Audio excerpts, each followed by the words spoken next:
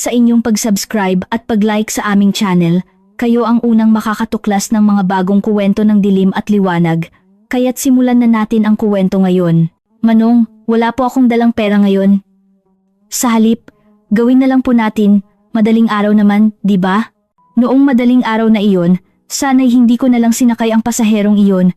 O, mas tapatan, ang sarili kong kasakiman ang nagbukas ng pinto. 30 taon na akong driver ng taxi, si Mang Dante, 67. Ang kuwento ng madaling araw na iyon, na bumago sa aking tahimik na buhay, ay ihahayag ko na ngayon. Ito ay ang kuwento ng isang matandang driver ng taxi na nabalo pagkatapos mamatay ang kanyang asawa sa pancreatic cancer 5 taon na ang nakalipas, at ang kanyang kapalaran na makatagpo ng isang 32 taong gulang na babae na nag-alok ng sarili sa halip na bayaran ng pamasahe. Bago tayo magsimula, huwag kalimutang mag-subscribe at mag-like. Wow, noong gabing iyon, malakas na malakas ang buhos ng ulan, 3:00 ng madaling araw, sa labas ng Aya Terminal 3. Sa oras na ito, walang tao sa malawak na lugar ng terminal, kundi ang malakas na buhos ng ulan, ako, at ang malungkot na pagbubuntong hininga ng isang matandang balo na 5 taon nang namumuhay mag-isa. Mahal, ang haba ng gabi simula noong nawala ka, di ba? Ang aking asawa sa litrato, na hindi sumasagot, ay ngumingiti na parang tagsibol 5 taon na ang nakalipas. Sa totoo lang, kahit lampas na sa 60 ang isang lalaki, hindi naman namamatay ang kalungkutan.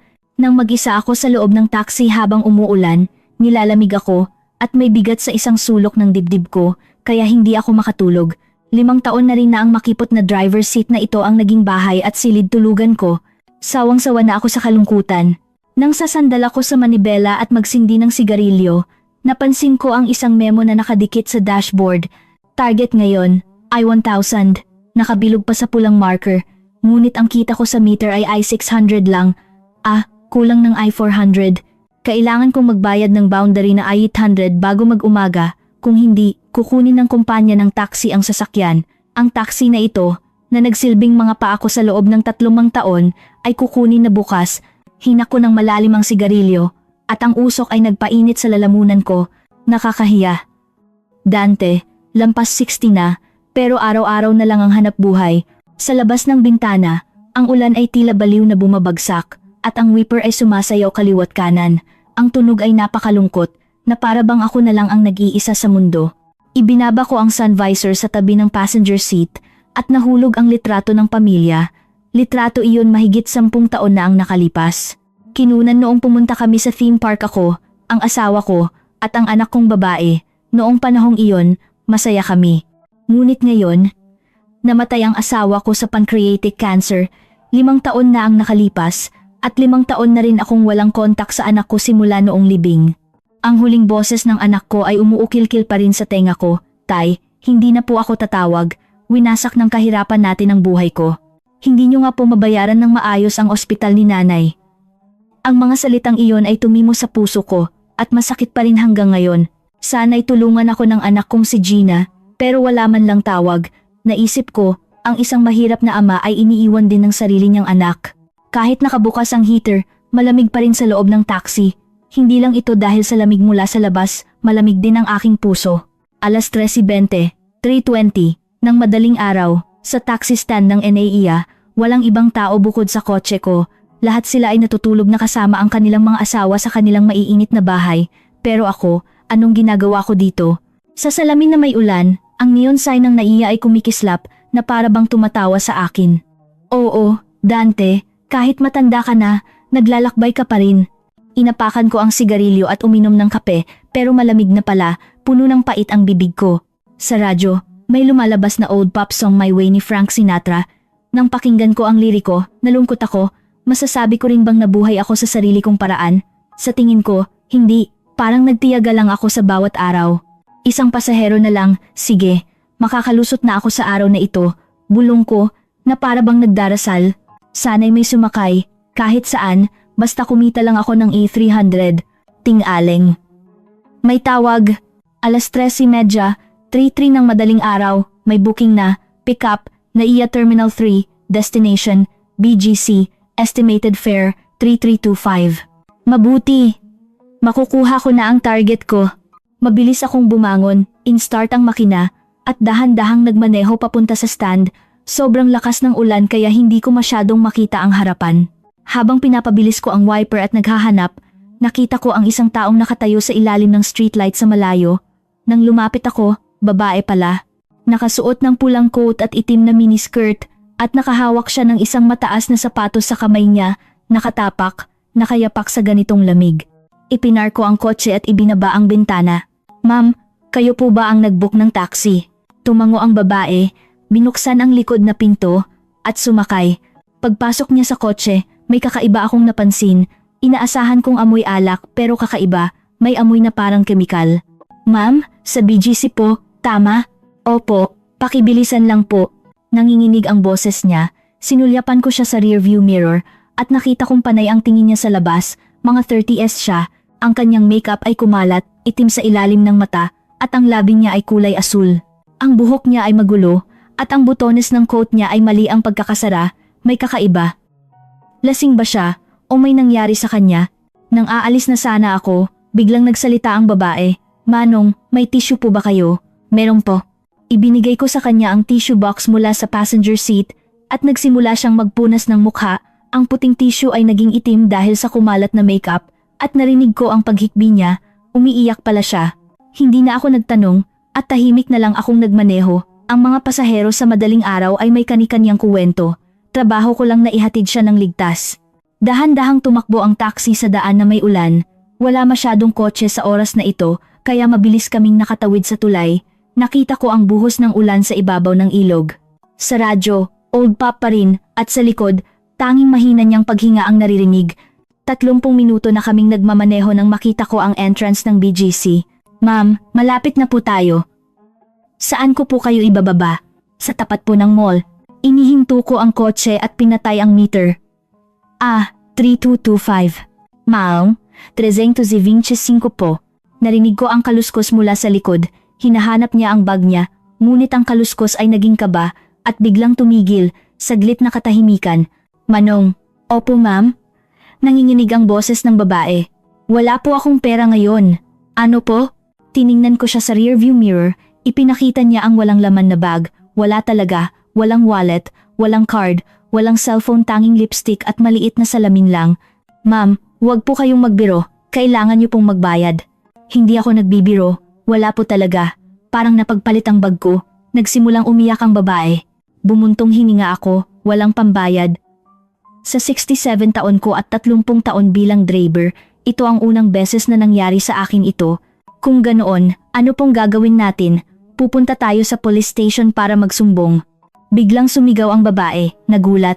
Wag po sa pulis, pakiusap, Manong. Bakit hindi po pwede ang pulis? Basta po, wag. Wala na po bang ibang paraan? Anong ibang paraan?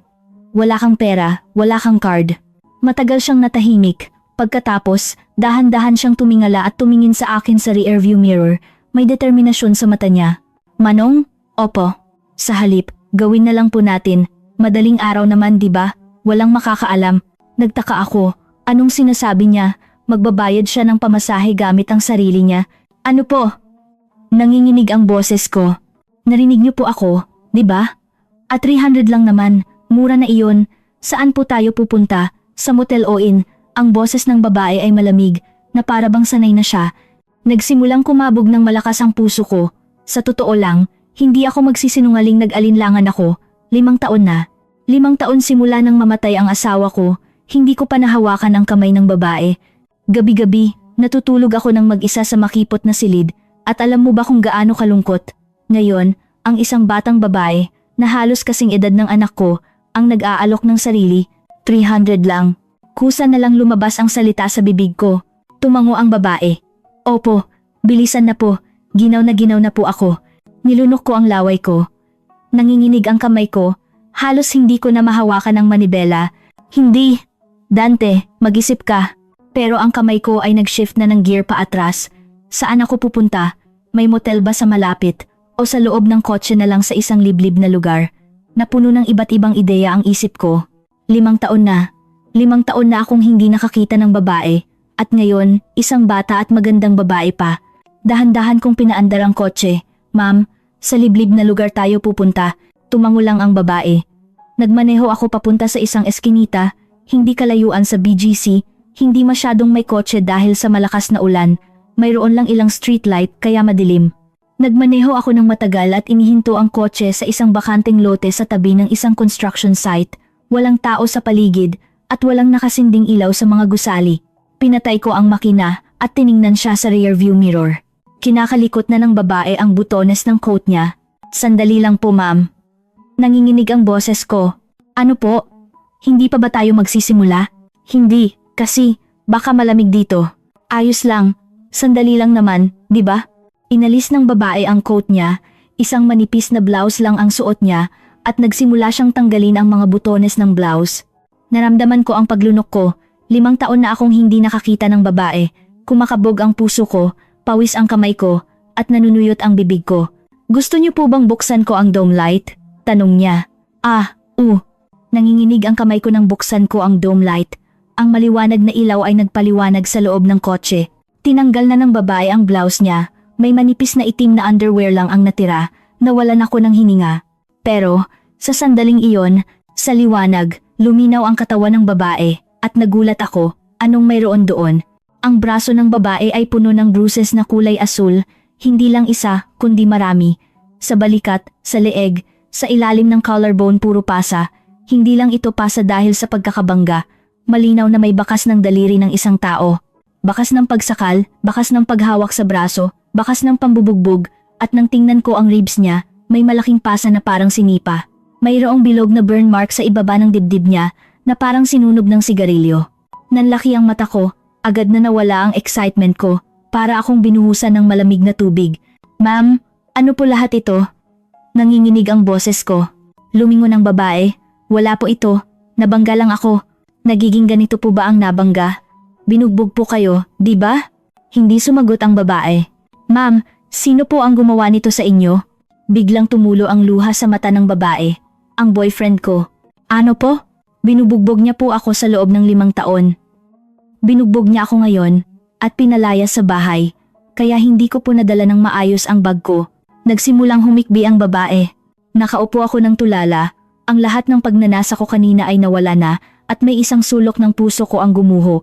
Ang pag-alok niya na ibigay ang sarili niya kapalit ng pamasahe ay hindi dahil gusto niya, kundi dahil kailangan niyang mabuhay upang maiwasan ang lamig dahil wala na siyang ibang paraan.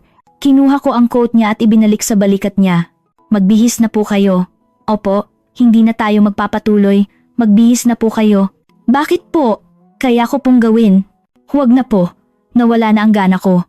Tiningnan niya ako ng tulala. Bumuntong hininga ako ng malalim. Ma'am, sabihin niyo sa akin anong nangyari. Dahan-dahan lang. Matagal na nakayuko ang babae. Nanginginig ang kamay niya habang inaayos ang coat niya at kinakagat ang labi. Pagkatapos, dahan-dahan siyang nagsalita. 5 taon na po kaming magkasama ng boyfriend ko. 5 taon? Opo.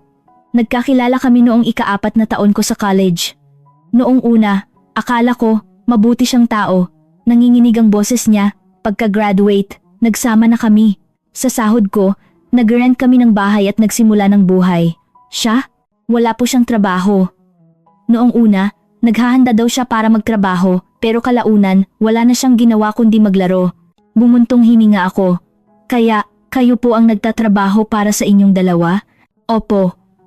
Habang nagtatrabaho sa kumpanya, nag-abala rin ako sa convenience store sa gabi para sa inumin at sigarilyo niya. Pero bakit po niya kayo sinasaktan? Pinunasan ng babae ang luha niya.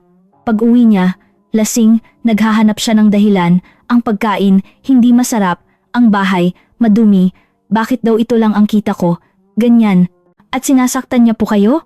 Noong una, tinutulak lang niya. Pagkatapos, sinampal niya. Pagkatapos, sinuntok niya. Sinipa niya. Palala ng palala. Nakinuyom ko ang kamao ko. Bakit hindi po kayo umalis o nagsumbong sa pulis? Ngumiti ang babae, pait. Noong una humingi siya ng tawad, lumuhod siya at nangako na hindi na niya gagawin. Pinatawad ko naman. Pero sinaktan niya ulit kayo? Opo. Pagkatapos ng 1 linggo, sinaktan niya ulit. Pagkatapos ng 1 buwan, mas malala. Pero bakit hindi po kayo umalis? Yumuko ang babae. Natatakot ako. Sabi niya, kung aalis ako, hahanapin niya ako at papatayin. May 1 beses na umalis ako, pero hinila niya ako mula sa kalye. Kaya, hindi po ninyo sinumbong sa pulis? Kahit magsumbong ako, walang silbi. Sabi nila, kung walang ebidensiya, wala, at mas magaling siyang magsalita kaysa sa akin. Walang ebidensiya, puno ng pasa ang katawan niyo. Sinaktan niya ako sa mga lugar na hindi makikita kung nakabihis ako.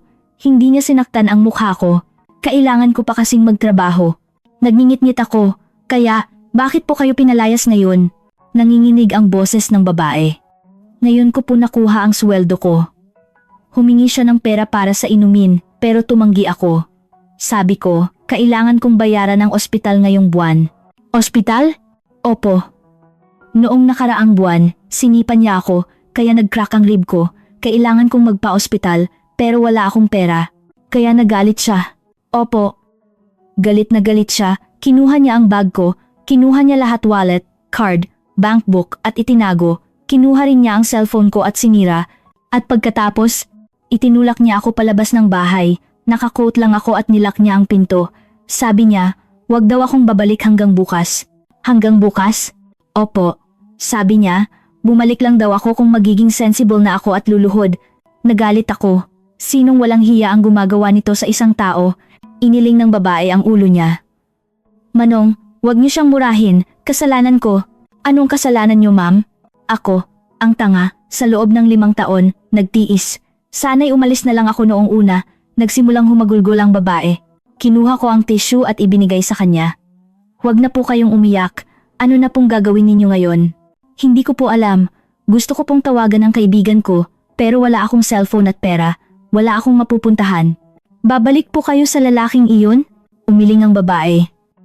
Hindi na po. Ngayon, hindi na. Kahit mamatay na ako, hindi na. May katapatan sa mata niya. Matagal akong nag-isip. Bigla, naalala ko ang 5 taon na nakalipas. Ang sinabi ng anak ko sa libingan, Tay, hindi na po ako tatawag. Winasak ng kahirapan natin ang buhay ko.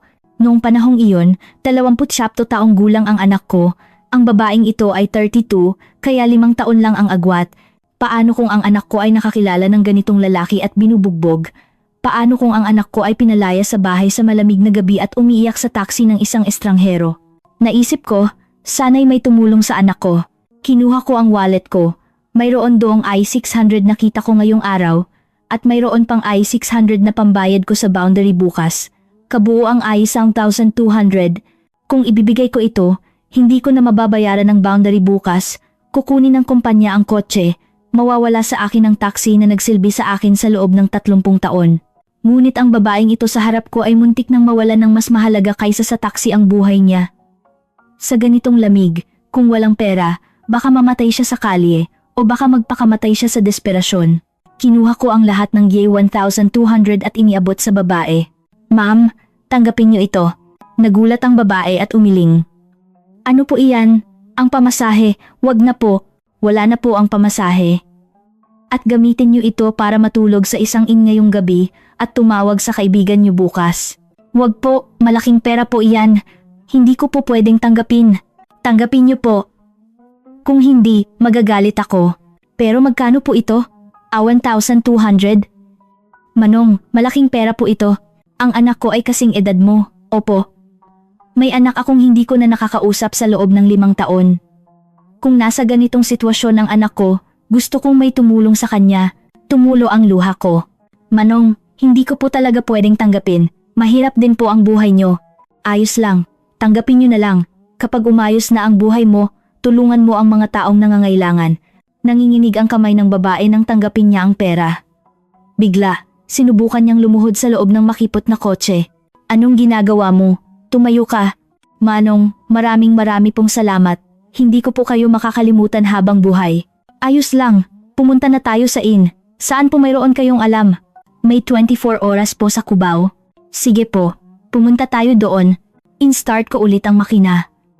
Malakas pa rin ang buhos ng ulan, pero kakaibang init ang nararamdaman ko sa loob ng kotse. Nawala ang kalungkutan na naramdaman ko kanina. Sa halip, may damdamin ng pag-asa sa isang sulok ng dibdib ko. Habang nagmamaneho ako, sinulyapan ko siya sa rearview mirror. Mahigpit niyang hawak ang pera at tahimik na umiiyak. Ibinalik ko ang volume ng radyo. Kinuha ko ang litrato ng pamilya mula sa sun visor.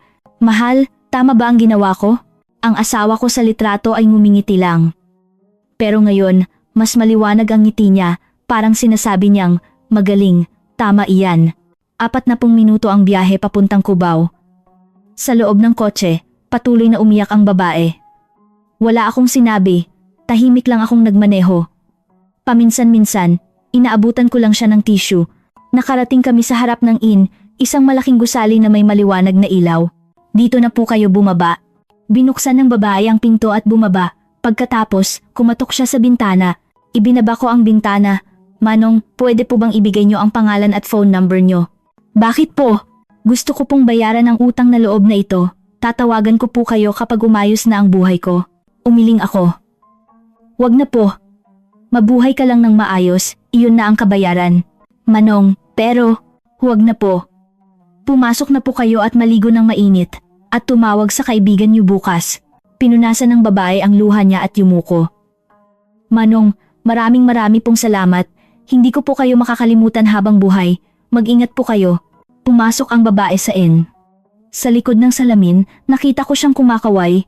Kinawayan ko rin siya at pinaandar ang kotse. Pabalik sa bahay, tiningnan ko ang walang laman na wallet. Ibinigay ko ang lahat ng kinita ko. Hindi ko na mababayaran ang boundary bukas. Pero, kakaiba, hindi ako nagsisisi. Sa halip, gumaan ang pakiramdam ko. Sa loob ng 5 taon, ito ang unang beses na naramdaman kong tumulong ako sa isang tao ng buong puso. Nakarating ako sa maliit na silid, 3 metro kuwadrado lang, pero ngayong gabi parang palasyo ito. Humiga ako sa kama at tiningnan ang kisame. Mahal, ginastos ko ang lahat ng IU 1,200. Hindi ako makakapag-taxi bukas, pero hindi ako nagsisisi. Sa pera na iyon, nailigtas ko ang isang tao. Nakatulog ako ng mahimbing noong gabing iyon sa unang pagkakataon sa loob ng 5 taon. Walang nightmare, hindi ako nagising, malalim ang tulog ko hanggang umaga. Sa panaginip, lumabas ang asawa ko at sinabi, "Mahal, tama ang ginawa mo. Talagang tama." Ang boses niya ay napakalinaw. Kinabukasan, nagising ako dahil sa tunog ng phone.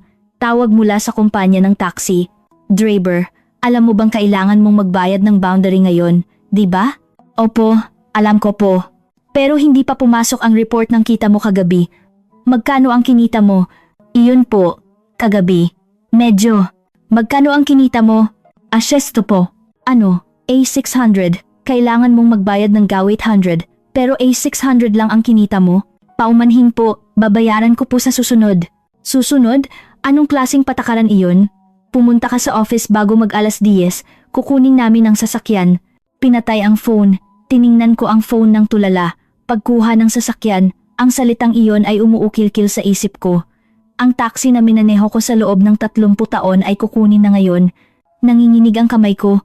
Tiningnan ko ang wallet ko, pero wala na. Siyempre, ginastos ko ang lahat ng 1,200 kagabi. Wala ring pera sa bank account ko. Ang utang ko sa card ay lampas sa 30,000. Wala akong mahihiraman. Matagal na akong walang kontak sa mga kaibigan, wala akong kapatid, at ang anak ko ay 5 taon nang hindi tumatawag. Bumuntong hininga ako ng malalim. "Dante, tapos na ang buhay mo." Alas 10, pumunta ako sa office ng kumpanya ng taxi. Ang manager ay naghihintay sa akin, nakasimangot. "Driver, 30 taon ka nang nagtatrabaho. Dapat alam mo na ang mga bagay na ito. Bakit hindi mo mabayaran ang boundary?" "Paumanhin po." "May pera ka?" "Wala." "Wala po." "Kung ganoon, ibigay mo ang kotse." Nanginginig ang kamay ko nang kunin ko ang susi ng kotse. Ang susi na may bakas ng kamay ko sa loob ng 30 taon. Ang susi na ginagamit ko tuwing umaga. Inilagay ko ang susi sa lamesa, pero hindi ko maalis ang kamay ko. Kinuha ng manager ang susi. "Huwag ka nang pumasok simula ngayon. Gagamitin na ng ibang driver." Ang mga salitang iyon ay parang death sentence sa akin. Paglabas ko, nakita ko ang taxi ko sa parking lot, plate number 3742. Kinuha ko ang numero base sa Chinese zodiac ko at ng asawa ko. Tumayo ako sa tabi ng taxi at hinaplos ito. "Salamat. Matanda na ako, hindi na kita maaalagaan." Namula ang mata ko. Sumilip ako sa loob ng taxi para makita sa huling pagkakataon. Kinuha ko na ang litrato ng pamilya mula sa sun visor. Kinuha ko rin ang litrato ng asawa ko. Kinuha ko ang pulang charm na nakasabit sa rearview mirror. "Paalam, kaibigan ko." Sinarado ko ang pinto ng taxi at tumalikod. Tumulo ang luha ko, kaya tumingala ako. Ang langit ay kulay abo. Umuwi ako. Oh, hindi ko na matatawag na bahay. isang out 3,000 na apartment na may monthly rent na hindi ko pa nababayaran ngayong buwan. Tumawag ang may-ari ng bahay. Draber, kailan mo po babayaran ang rent ngayong buwan? Paumanhin po. Pakihintay lang po ng ilang araw. Ilang araw, kalahating buwan na ang nakalipas. Kung hindi mo mabayaran sa linggong ito, kailangan mo nang umalis. Pinatay ko ang phone at tiningnan ng silid. Moldy na wallpaper, sirang lababo, nanginginig na kama. Dito, kailangan ko ring umalis. Naupo ako sa kama. Dito matatapos ang 67 taon ko. Wala ng taxi, wala ng bahay, walang pera, walang pamilya. Ang natira na lang ay utang. Ilang araw akong tulala. Wala akong ginawa, wala akong mapuntahan. Nakahiga lang ako sa kama at tiningnan ng kisame. Hindi rin ako masyadong kumain. Wala akong pera, pero wala rin akong gana kumain. Pagkatapos ng isang linggo, pumunta ang may-ari ng bahay. Draber, naiintindihan kita, pero may problema rin ako. Maghihintay ako hanggang sa linggong ito. Tumango ako, pero wala akong magagawa. Sa huli, lumipat ako sa isang bed space sa isang dormitory, 3 metro kwadrado lang, at 2,000 monthly, walang bintana, at ang kasya lang ay kama at lamesa. Wala akong masyadong gamit. Ilang damit, ang litrato ng asawa ko, at ilang litrato ng pamilya, iyon lang. Nang humiga ako sa kama ng bed space, halos mahawakan ko na ang kisame. Dito ako tatanda at mamamatay. Tumulo ang luha ko. Mahal, tama ba ang ginawa ko? Tama bang tinulungan ko ang babaeng iyon? Dahil sa awo 1,200, nawalan ako ng taxi at bahay. Pero tama pa rin ba? Ang litrato ng asawa ko ay ngumingiti lang. Pero ngayon, malungkot ang ngiti niya. Ilang araw pa ang lumipas. Ang balanse ko sa bank account ay ali 230 lang. Bumili ako ng instant noodles sa convenience store para makaraos. Naghanap ako ng trabaho sa online, pero walang kumukuha ng 67 taong gulang. Tapos na talaga. Nakahiga ako sa kama, iniisip iyon. Biglang tumunog ang phone, hindi ko kilalang numero. Nag-aalangan ako kung sasagutin ko o hindi. Sinagot ko. Hello? Saglit na katahimikan. Pagkatapos, may nanginginig na boses akong narinig. Tay, naramdaman ko ang pagtigil ng puso ko. 5 taon ko nang hindi naririnig ang boses na iyon. Gina? Opo tay, ako po ito. Tumulo ang luha ko. Gina, Gina, hindi na ako makapagsalita. Napuno ng luha ang lalamunan ko. Tay, wag po kayong umiyak. Kasalanan ko po. Umiiyak din ang anak ko. Gina, paano ka tumawag? Tay, nalaman ko po na kinuha ang taxi nyo. Ha? Paano mo nalaman? Tay, tumawag sa akin ang taong tinulungan nyo. Ano? Nagduda ako. Tumawag ang babaeng iyon sa anak ko. Anong sinasabi niya? Dahan-dahang nagpaliwanag ang anak ko. Ate Sara po iyon. College senior ko po siya. Senior? Opo. Nagkataon lang, nakita niya ang pangalan ko at naaalala niya, kaya naghanap siya sa social media at tumawag. At anong sinabi niya? Nanginginig ang boses ng anak ko. Sabi niya, niligtas niyo raw po siya, hindi niyo raw po kinuha ang pamasahe at binigyan niyo pa ng E1,200. Pero dahil sa pera na iyon, kinuha ang taxi niyo, hindi ako makapagsalita.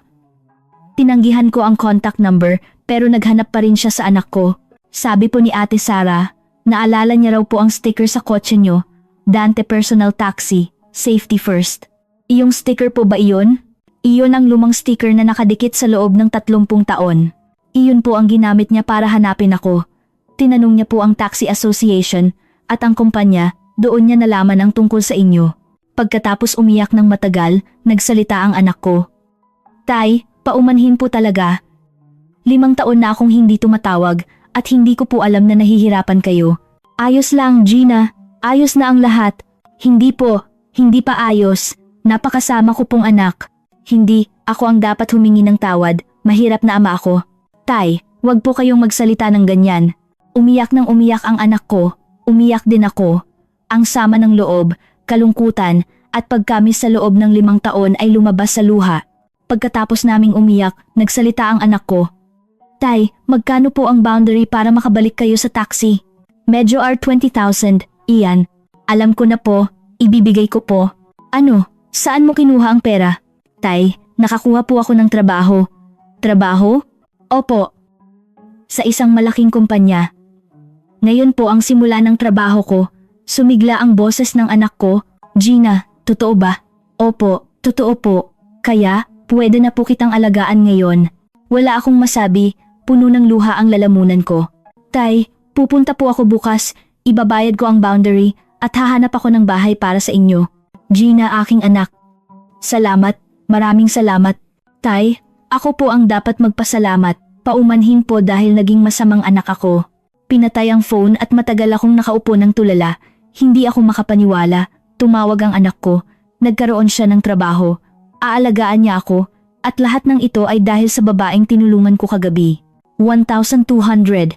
Dahil sa pera na iyon, nawala ang taxi ko. Pero dahil din sa pera na iyon, bumalik ang anak ko. Kinuha ko ang litrato ng asawa ko at tiningnan. Mahal, narinig mo? Tumawag ang anak natin. Pagkatapos ng 5 taon, tumawag siya at aalagaan niya ako. Ang asawa ko sa litrato ay ngumingiti ng maliwanag. Sa pagkakataong ito, parang sinasabi niya talagang, congratulations. Noong gabing iyon, sa unang pagkakataon sa loob ng 5 taon, kumain ako ng busog, instant rice at canned goods lang, pero napakasarap. At habang natutulog ako, naisip ko, ang buhay ay hindi mo talaga alam. Kahapon, nasa ilalim ako, pero ngayon, nasa langit. Nawala ko ang taxi dahil sa Air 1,200, pero nakuha ko ang anak ko dahil sa Air 1,200. Talunan ba ako? O panalo? Natawa ako. Panalo. Siyempre, panalo. Makakabili ako ng bagong taxi, pero ang anak ko, hindi ko mabibili ng pera. Kinabukasan, pumunta ang anak ko sa bed space. Sa dulo ng makipot na pasilyo, nakita ko siyang naglalakad. Ang anak ko, pagkatapos ng 5 taon, mas matangkad siya, malinis ang damit niya, at maayos ang buhok. Tay, nakita ako ng anak ko, at tumigil siya, at tumulo ang luha niya. Gina, tumulo rin ang luha ko. Tumakbo ang anak ko at yumakap sa akin. Tay, paumanhin po, talagang paumanhin. Ang sama ng loob sa loob ng 5 taon ay nawala na parang yelo. Masaya ako na yakap ko siya. Pagkatapos naming umiyak ng matagal, tiningnan ng anak ko ang silid. Tay, dito po kayo nakatira. Oo. Kakalipat ko lang noong 1 buwan. Napakamakipot naman po. Ayos lang. Basta may matutulugan lang. Umiyak ulit ang anak ko. Tay, napakasama ko pong anak. Huwag ka nang magsalita ng ganyan. Ang kaligayahan ko ay ang makita kang nagtatagumpay. Kinuha ng anak ko ang isang envelope mula sa bag niya. Tay, ito po ang boundary. 20,000 po. Gina, saan mo kinuha ito? Inipon ko po, konting loan po, at ang signing bonus ko. Loan? Ayos lang po. Mababayaran ko po iyan. Sapat na po ang sweldo ko. Nanginginig ang kamay ko nang tanggapin ko ang envelope. 20,000. Sa pera na ito, makakapag-taxi na ulit ako. Salamat, Gina. Maraming salamat. Bakit po kayo nagpapasalamat? Dapat matagal ko na po itong ginawa. Hinawakan ng anak ko ang kamay ko at nagsalita. Tay, at may isa pa po. Kinuha niya ang isa pang envelope. Ano po ito? Ibinigay po ni Ate Sara. Senior niyo po. Nagkita kami kahapon. Iniabot ng anak ko ang envelope. Binuksan ko. Puno ng A1,000 na papel. Magkano po ito? Advantage, 0 po Raf. 12,000? Hindi ako makapaniwala. Opo. Nangako raw po siya na ibabalik niya ng 10 beses kapag umayos na ang buhay niya. Hindi ako makapagsalita. May isang sulat sa loob ng envelope. Hinikayat ako ng anak ko na basahin. Kinuha ko ang salamin at nagsimulang magbasa. Para kay Manong Dante. Nang gabing iyon, niligtas niyo po ako. Dahil sa inyo, may bago akong buhay. Dahil sa 325 na pamasahe at IU 1,200 na ibinigay niyo, IU 1,525 po lahat. 10 beses niyan ay AU 15,250, pero AU 2,000 lang po ang ibinigay ko. Iyong natitirang halaga, isipin niyo na lang po na ito ang kabayaran sa mainit ninyong tingin sa akin. Hindi mababayaran ng pera ang utang na loob na ito. Pagkatapos ng gabing iyon, nakatira ako sa kaibigan ko at naghanda para magtrabaho. Pagkatapos ng 1 buwan, nakakuha ako ng magandang trabaho. Ngayon, nag-uumpisa ako ng bagong buhay. Wala na po akong kontak sa lalaking iyon at nagsumbong na ako sa pulis. Kung wala po kayo, babalik po ako sa kanya o baka nagpakamatay na ako sa ilog. Kayo po ang nagligtas ng buhay ko. At naghanap po ako sa anak nyo, si Gina. Sinubukan ko po ng husto. Nagtanong ako sa Taxi Association, kumpanya at social media. Ganoon ko nalaman ang balita ninyo. Nang marinig ko na nawala ang taxi nyo, nalungkot ako. Paumanhin po at salamat dahil sa akin po kayo nahirapan. Sana'y gamitin nyo ang pera na ito para makapag-taxi ulit At sana'y maging masaya kayo kasama ang anak nyo. Hindi ko po kayo makakalimutan habang buhay. Ang pasahero noong gabing iyon, Sara Gomez. Nang matapos ako, tumulo ang luha ko. Hinaplos ng anak ko ang likod ko. Tay, magaling po talaga ang ginawa nyo. Tumango ako. Gina, kumusta ang senior mo ngayon? Ayos po siya. Magkasama po kami sa kumpanya. Ano? Opo, magkasama po kami sa kumpanya. Nagkataon lang. Ang galing naman ng mundo. Opo, nagulat din si Ate Sara. Noong interview nandoon ako. Kaya magkaibigan na kayo? Opo. Araw-araw kaming magkasabay magtanghalian. Pinagmamalaki niya po kayo sa akin. Natawa ako. Aba, wag na siyang mag-overreact. Nagtawanan ng anak ko at ang babae. Hinawakan ng anak ko ang kamay ko. Tay, gusto niyo po bang makita si Ate Sara ngayon? May lunch date kami. Sumama po kayo. Sige. Tara na. Lumabas kami sa bed space. Sa labas, mainit ang sikat ng araw. Ito ang unang lakad ko kasama ang anak ko sa loob ng 5 taon. Gina. Opo? Salamat. Ako po ang dapat magpasalamat, Tay. Inakbayan ako ng anak ko. Sa sandaling iyon, puno ng kaligayahan ang dibdib ko. Nakarating kami sa restaurant at nandoon na ang babae. Ang babaeng nakita ko noong gabing iyon si Sara Gomez. Mas masigla siya ngayon. Maayos ang makeup niya at malinis ang damit. Higit sa lahat, buhay ang mata niya. Manong, matagal tayong hindi nagkita. Tumayo ang babae at yumuko ng malalim. Opo. Ayos lang po ba kayo? Opo. Dahil sa inyo, naupo kami. Nag-abot ng menu ang babae at nagsalita. Manong, ako po ang magbabayad ngayon. Wag na po. Hindi po. Gusto ko po talagang magbayad. Hindi ko man po mabayaran ang utang na loob, pero gusto ko po kayong pakanin. Tumango ako. Habang kumakain, nagkuwento siya. Pagkatapos ng gabing iyon, tumira siya sa kaibigan niya, nag-apply ng trabaho at nagkataon nakakuha siya ng magandang trabaho. Nagsumbong na rin siya sa pulis tungkol sa lalaki at may restraining order na. Mabuti, ligtas na kayo ngayon. Opo, dahil po sa inyo, nag-umpisa ako ng bagong buhay. Ngumiti siya ng maliwanag. Nang makita ko ang ngiti niya, naaalala ko ang umiiyak niyang mukha noong gabing iyon. Ang laki ng pinagbago niya. Manong, paumanhin po talaga. Gusto ko na po sanang magpakamatay noong gabing iyon. Magpakamatay? Opo. Sa Ilog Pasig sana ako pupunta, pero dahil po sa inyo, nabuhay ako. Puno ng damdamin ang lalamunan ko. Mabuti, talagang mabuti. Sabi ng anak ko sa tabi ko, Ate Sara, ang galing ni tatay, di ba? Tumango ang babae. Oo, napakagaling, ang pinakamagaling na tatay sa mundo.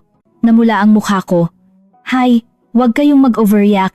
Nagtawanan ng anak ko at ang babae.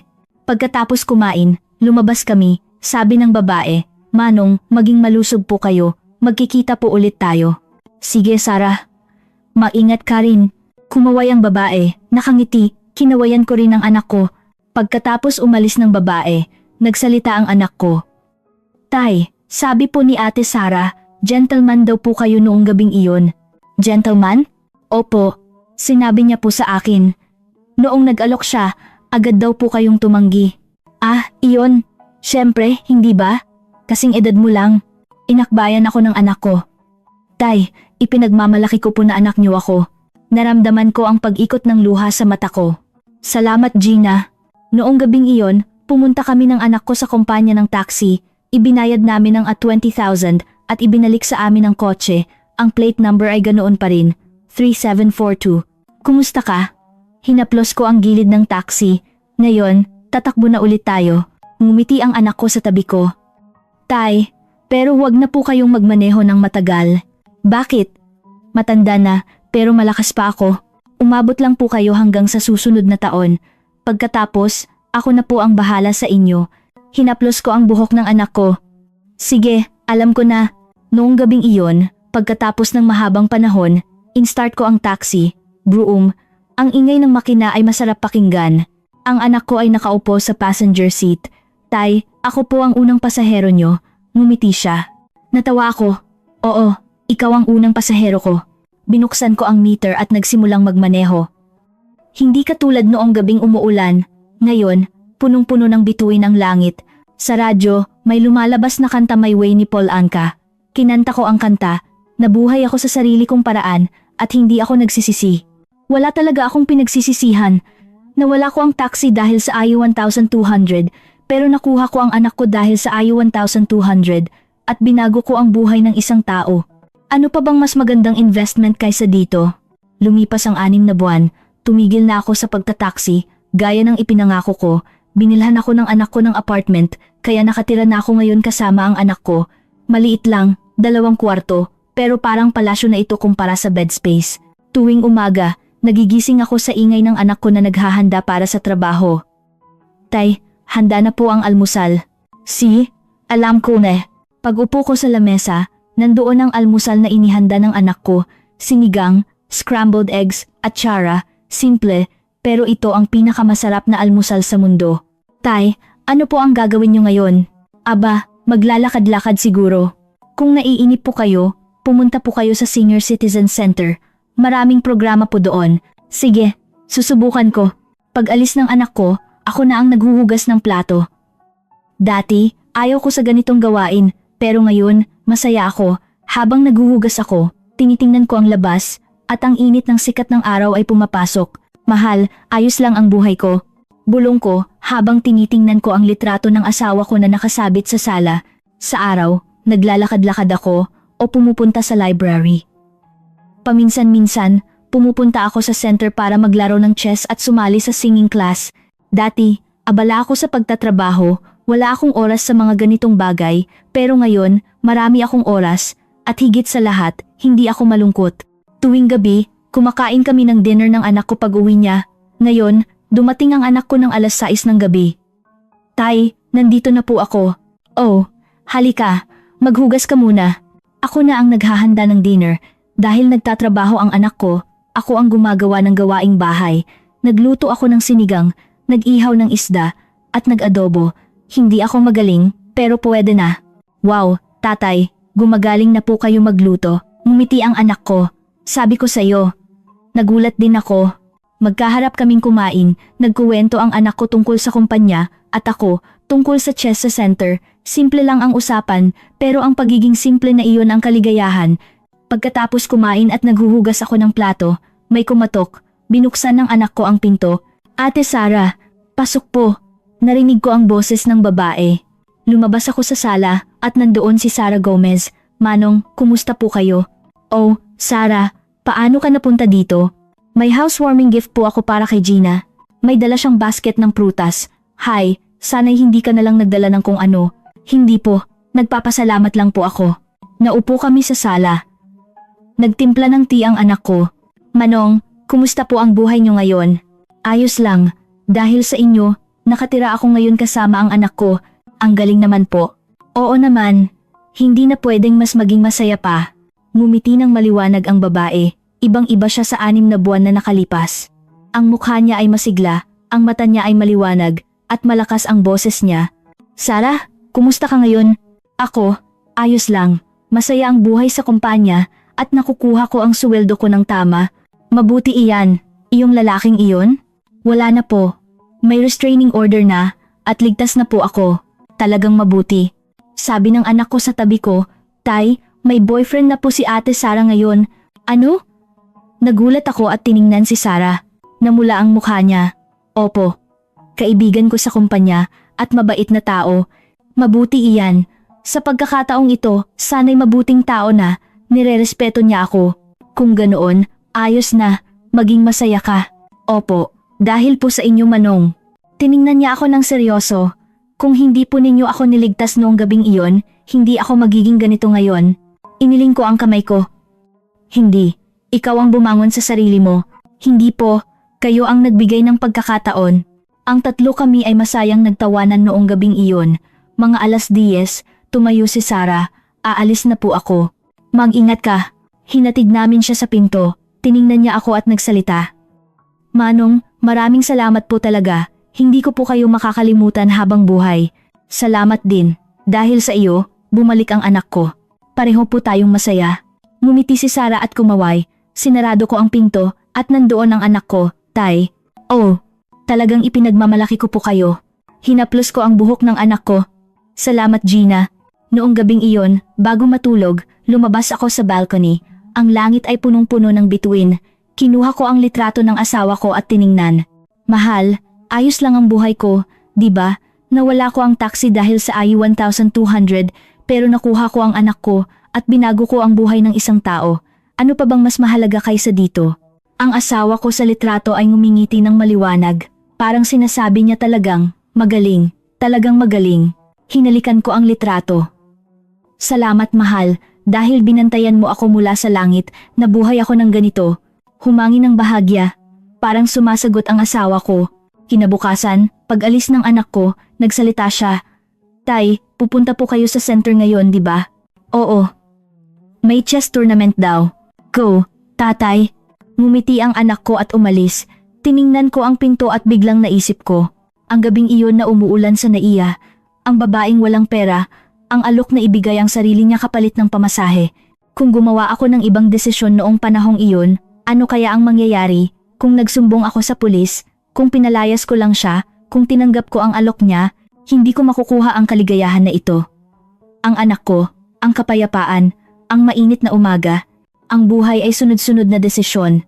Noong gabing iyon, gumawa ako ng tamang desisyon, pinili ko ang awa sa halip na pagnanasa at ang pagbibigay sa halip na pagkuha at ang desisyon na iyon ang nagligtas sa akin. Papunta ako sa center, mainit ang sikat ng araw. Naglakad ako at biglang tumingala. Ang langit ay walang ulap.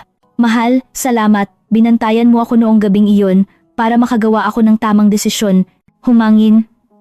Parang sumasagot ang asawa ko. Ngumiti ako at naglakad ng mabilis. Kahit matatalo ako sa chess ngayon sa center, masaya pa rin ako dahil sa sandaling ito, ako ang pinakamasayang tao sa mundo. Ano po ang masasabi ninyo sa kwento ngayon? Ang pagtatagpo ng 67 taong gulang na driver at 32 taong gulang na babae sa loob ng taxi sa madaling araw. Ang desisyon na isuko ang 63 BMA na pamasahe at magbigay ng Air 1,200. Ang desisyon na iyon ang nagpawalay sa kanya ng taxi pero ibinalik ang anak niya pagkatapos ng 5 taon. Ang nawala dahil sa RE 1,200 ay isang taxi. Ang nakuha dahil sa RE 1,200 ay ang pakikipagkasundo sa anak, ang buhay ng isang tao, at ang kahulugan ng buhay. Darating din sa inyo ang sandali ng desisyon. Kukuha ba kayo o magbibigay? Susundin ba ninyo ang pagnanasa o ang awa? Ang desisyon na ginagawa ninyo sa sandaling iyon ang magpapabago sa buhay ninyo. Gumawa ng tamang desisyon si Manong Dante at ang desisyon na iyon ang gumawa ng milagro. Ang inyong maliit na desisyon ay maaaring maging sandali ng pagbabago sa buhay ng isang tao. Kung nagustuhan ninyo ang kwento ngayon, huwag kalimutang mag-subscribe at mag-like at mag-iwan ng comment para sa suporta. I-share ang video na ito sa mga kaibigan o kakilala ninyo na nahihirapan. Ang kwento na ito ay maaaring maging aliw sa isang tao. Makikita po ulit tayo sa susunod na may kwento ng dignidad at lalim ng buhay ng mga nasa edad. Naway dumating din sa buhay ninyo ang isang mainit na milagro. Salamat. Salamat sa inyong pakikinig hanggang sa huli. Ano po ang nararamdaman ninyo sa kwento ngayon? I-share po ninyo ang inyong kwento sa comment section. Subscribe, like, notification setting, maging malusog at maging masaya ang araw ninyo.